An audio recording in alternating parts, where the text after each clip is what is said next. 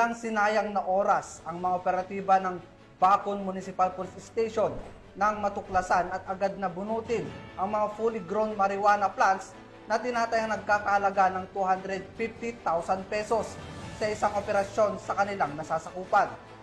Ayon sa ulat, agad ring sinunog ang mga tanim matapos ang dokumentasyon alinsunod sa tamang proseso ng pagsira sa mga ebidensya ng ipinagbabawal na gamot. Police Master Sergeant J. Ford Janoso sa balita.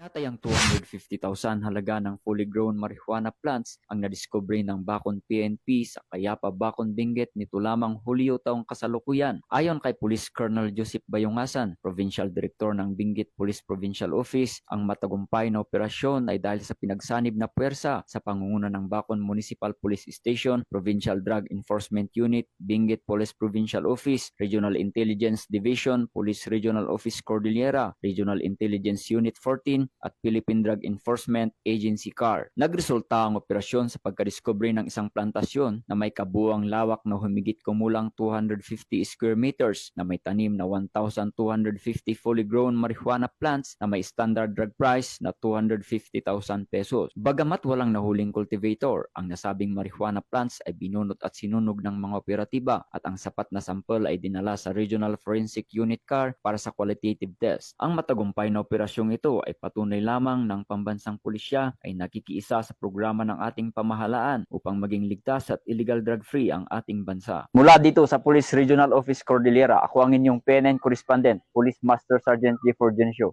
alagad ng batas, taga-taguyod ng Balitang Pulis.